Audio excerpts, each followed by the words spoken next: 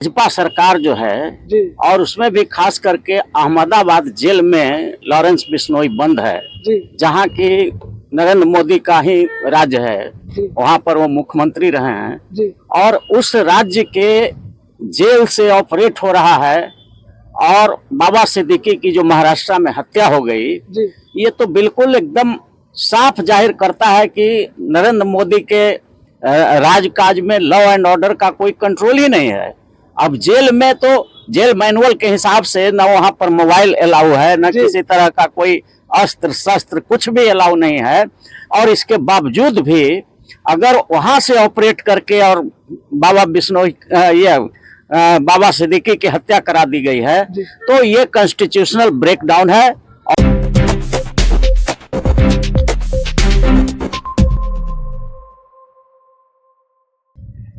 पूर्व मंत्री बाबा सिद्दीकी का हत्या हो गया और इस हत्या का आरोप लगाया जा रहा लॉरेंस बिश्नोई पर। हमारे साथ अभी मौजूद हैं पटना हाई कोर्ट के एडवोकेट अरुण कुशवाहा जी। इनसे हम पूरी जानकारी लेंगे कि आखिर क्या मामला था और जो लॉरेंस बिश्नोई पर जो आरोप लगाया जा रहा वो कहाँ तक सही है। सर क्या कुछ कहेगा, बाबा सिद्दीकी का हत्या हो चुका है। देखिए, बिल्कुल ये महाराष्ट्र में इस तरह की घटना हुई है जी और ये सामने आ रहा है कि जेल से सब ऑपरेट किया गया है। जी तो ये तो एकदम बिल्कुल कॉन्स्टिट्यूशनल ब्रेकडाउन है। भाजपा सरकार जो है जी और उसमें भी खास करके अहमदाबाद जेल में लॉरेंस बिश्नोई बंद है, जी जहां की नरेंद्र मोदी का ही राज्य है। जी वहां पर वो मुख्यमंत्री रहे हैं जी और उस राज्य के जेल से ऑपरेट हो रहा है।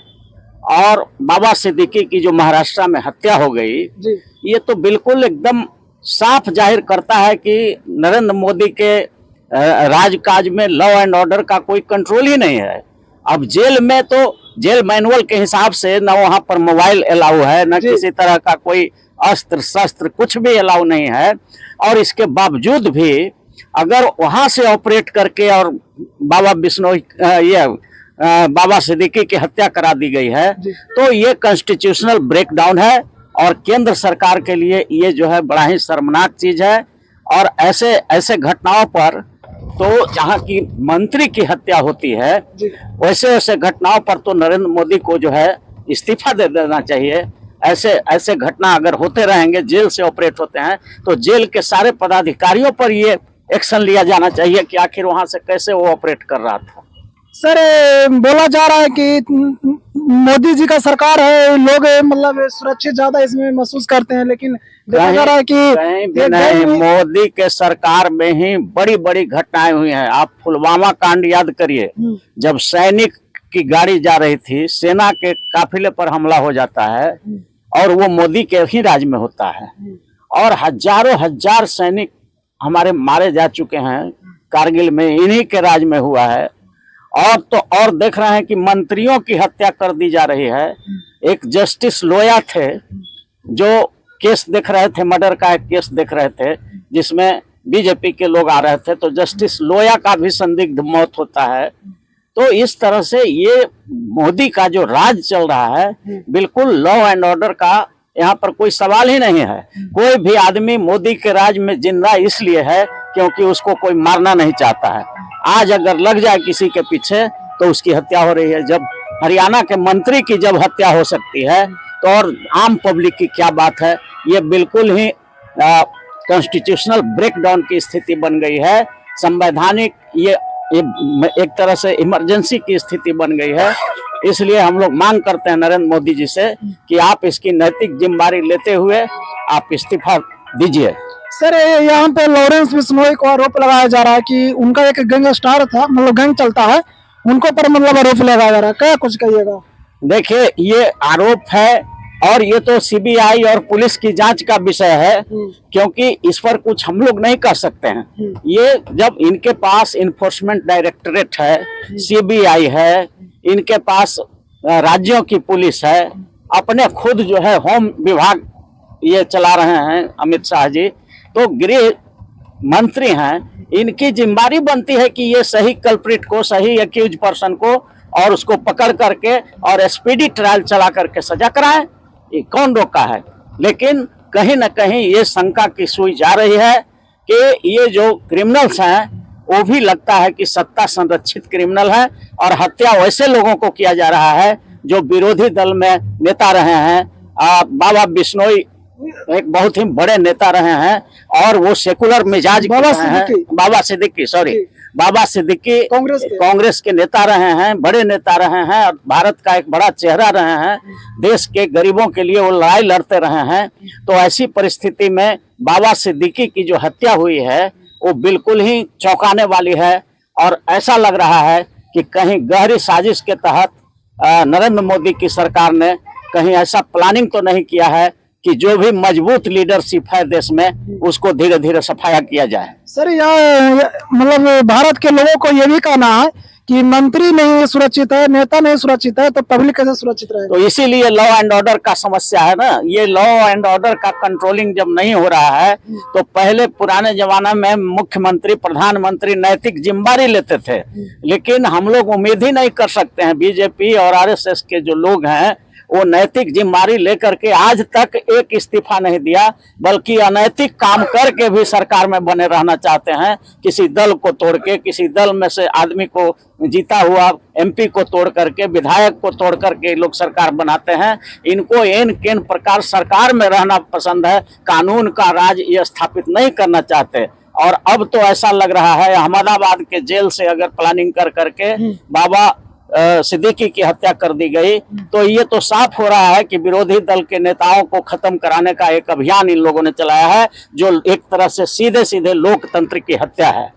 यहाँ पर और एक मेरे साथ दादाजी बने हुए हैं, इनसे भी हम पूछेंगे। बाबा सिद्दीकी का हत्या हो चुका, क्या कुछ कहिएगा। देखिए, इसमें तो हम लोग के कहने का कुछ है नहीं, क्योंकि आम इसमें धारणा ये बन रही है कि ये पॉलिटिकली स्पॉन्सर्ड मर्डर है। ये जो मर्डर हो रहा है कंट्री में, ये इससे पहले भी आपको याद होगा कि उत्तर प्रदेश में जो है वो मुख्तार अंसारी को जहर दे दिया गया जेल के अंदर में।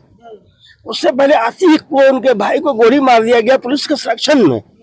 तो अब तो ये एक आम धारणा है, हर आदमी ये बात बोलता है और कहता है। कौन ऐसे करा रहा है? देखिए, जो सत्ता पक्ष है, अच्छा ठीक है ना, वही ना जिम्मेदार है लॉ एंड ऑर्डर का। नहीं, वो तो बोला जा रहा है कि जो एक लॉरेंस बिश्नोई है वो बोला जा रहा है उसका मतलब गैंग द्वारा हत्या कराया गया। देखिए, गाड़ी चल रही है ये जी, अपने आप तो नहीं चल रही है ना, ड्राइवर है ना कोई, तो ठीक है। लॉरेंस बिश्नोई को अपना कोई दुश्मनी बाबा सिद्दीकी से था नहीं, ठीक है ना। अतीक साहब को जिसने मारा, उनके भाई को जिसने मारा, उसको अपना कोई दुश्मन तुमसे था नहीं। मुख्तार अंसारी को जो जहर में जेल दिया गया, तो जेलर साहब को मुख्तार अंसारी से अपना तो कोई दुश्मन था नहीं। तो कोई तो पॉलिटिकल स्पॉन्सर्ड है ना वहां पर। नहीं, बाबा सिद्दीकी ये भी बोला जा रहा है कि वो एक बिजनेसमैन भी थे, मतलब बिजनेस भी करते थे, तो वहां भी हो सकता है, बिजनेस में ये भी होता है। देखिए, बिजनेस में कोई जमीन जायदाद का काम नहीं करते थे, अच्छा, ठीक है ना। जमीन जायदाद का काम नहीं होता है, उनका कोई क्रिमिनल रिकॉर्ड नहीं था। अपार्टमेंट का वो काम करते थे, जो जैसे जमीन। बात सुनिए, वो जमीन के छोटे मोटे दलाल नहीं थे, अच्छा, उनमें होता है वो, उनका बिजनेस था। और बिजनेस में कोई अपोनेंट उनका वैसा नहीं था जो उनका मर्डर कर दे। दूसरी बात है, वो एक पार्टी के लीडर थे, उनकी सुरक्षा की जिम्मेदारी सरकार की थी। जब सरकार बिहार में कुछ हो जाता है तो कहती है जंगल राज है, ठीक है। तो महाराष्ट्र में भी तो जंगल राज हुआ, तो अब महाराष्ट्र सरकार को आप जो है वहाँ गवर्नर रूल लगाइए। इंडिया की सरकार वहाँ, महाराष्ट्र में इंडिया की सरकार है ना, सेंट्रल में भी इंडिया की सरकार है, डबल इंजन की सरकार है। तो आप महाराष्ट्र में गवर्नर रूल लगाइए, वहाँ पर लॉ एंड ऑर्डर ठीक कीजिए, वहाँ पर आप उसकी नैतिक जिम्मेदारी लीजिए। आप हर सिटीजन की सुरक्षा किसके जिम्मे है? सरकार के जिम्मे है ना भाई। आपने कहा कि हम सुरक्षा देंगे, हर इंसान को सुरक्षा देंगे, कॉन्स्टिट्यूशन लाइफ का अधिकार है, तो उसका तो आप सुरक्षा नहीं कर पा रहे हैं। फेलियर है ना, फेलियर है ना। फेलियर के लिए तो जनता ने आपको नहीं चुना था, जनता ने आपको सुरक्षा के लिए चुना था। तो जब आप ऐसे आदमी की भी सुरक्षा नहीं कर सकते हैं, तो आम आदमी जो सड़क पर आदमी उसकी सुरक्षा आप कैसे करेंगे? तो हम लोग तो देख रहे हैं कि 10 साल से ये जंगल आज बना हुआ है। 10 साल से? बिल्कुल, आप याद कर लीजिए, आप याद कर लीजिए। ऐसी भी घटनाएं हुई हैं जो कि नकली घटनाएं हुई हैं। सिर्फ इसलिए कि उनकी पॉपुलरिटी को बढ़ाया जाए। बहुत सारे ऐसे देश में कांड हुए हैं जिसका आज तक पता नहीं चल पाया। अब पुलवामा को क्या कहते हैं, इतना आरडीएक्स वहां पहुंचा, सरकार है कहती है कि हमको पल पल की खबर है, हम देश के रखवाले हैं, ये सरकार आई थी तो कहा हम आतंकवाद खत्म कर देंगे। पुलवामा जैसी घटना हो जाती है, आज तक ये पता नहीं चल पाता है कि आरडीएक्स आया कहाँ से। गुजरात के पोर्ट पर हजारों टन अफीम उतरती है, ड्रग्स उतरती है, फिर उसका केस का क्या हुआ आज तक कोई चर्चा कहीं पर नहीं है। तो आप क्या कहते हैं, आप बताइए। मध्य प्रदेश में एमएलए को खरीद लिया गया, कर्नाटका में एमएलए को खरीद लिया गया, चुनी सरकार को बदल दिया गया, क्या फिर इलेक्शन की क्या जरूरत है, फिर इलेक्शन की क्या आवश्यकता है, बताइए आप हमें। भाई आपकी नैतिकता कहाँ पर है, आप तो नैतिक वाली पार्टी हैं, आप तो कैडर वाली पार्टी हैं, दूसरों को अनैतिक आप बनाते हैं। तो आप जब ये काम कर रहे हैं, अभी आपने केजरीवाल जी के साथ क्या किया, आप ईडी का प्रयोग कर रहे हैं, आप सीबीआई का प्रयोग कर रहे हैं, आप होम मिनिस्ट्री आपके हाथ में है, आप जिसको चाहते हैं उसको जो है जेल के अंदर कर देते हैं।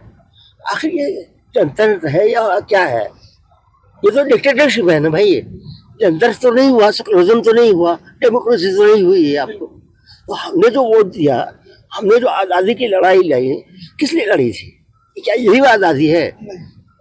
तो अब क्या जनता आज़ादी की दूसरी लड़ाई लड़े?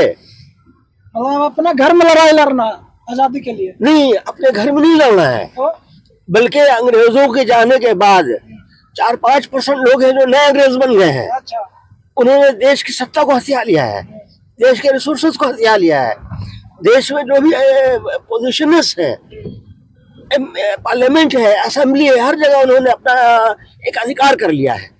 हमें उनके खिलाफ लड़ना पड़ेगा। तो दोस्तों आपने देखा कि बाबा सिद्दीकी का हत्या हो चुका है और उनका जो भी हत्या करने वाला है उनको मतलब लॉरेंस बिश्नोई पर आरोप लग रहा है कि उन्हीं का गैंग के द्वारा बाबा सिद्दीकी का हत्या किया गया। बाकी आप लोग कमेंट बॉक्स में बताएं कि आखिर इस जो मामला है इसका आखिर सच्चाई क्या है। अगर आपको पास जानकारी है तो कमेंट बॉक्स में बताएं, हम फिर वीडियो बनाने का प्रयास करेंगे। बाकी आप इस वीडियो को समझ कर क्या सोचते हैं कमेंट बॉक्स में जरूर लिखें। थैंक यू, धन्यवाद।